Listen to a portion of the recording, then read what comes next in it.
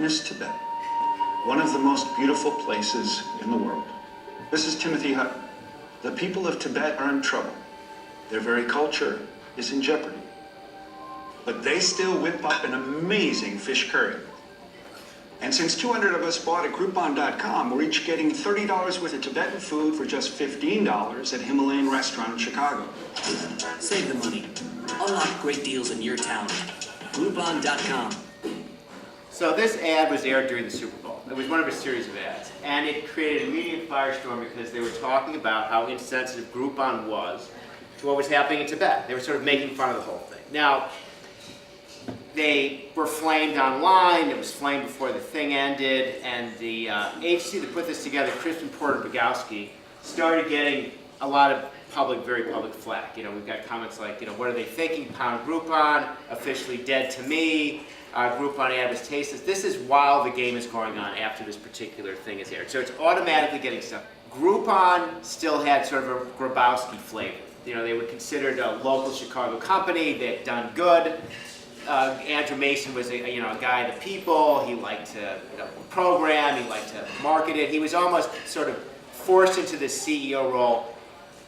It was never the kind of company that people thought would hire a tier 1 actor to appear in a national commercial, and they were still venture funded, so they were not making any money, to appear in a national commercial on Super Bowl. But that was considered a huge expenditure of money. If they're going to do something like this, it sort of changed the game for them. Groupon had suddenly grown up. There were a lot of competing sites coming up, so they better do it right.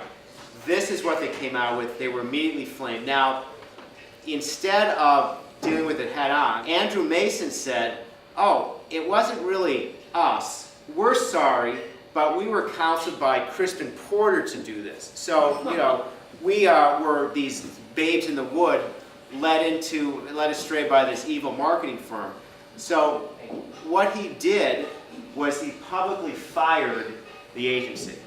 So instead of taking any of the flack himself, saying that he was sort of naively led around, he fired Crispin Porter, which created yet more conversations about this entire thing, steering people even farther away from the initial conversation, which was to sell more Groupon things. So here again, you are paying a lot of money and getting a lot of attention for something that is doing nothing for your company. As a matter of fact, if you look at Groupon revenues at that time, you can see how this particular ad had a direct effect on consumer response to the company. They stopped using it as much.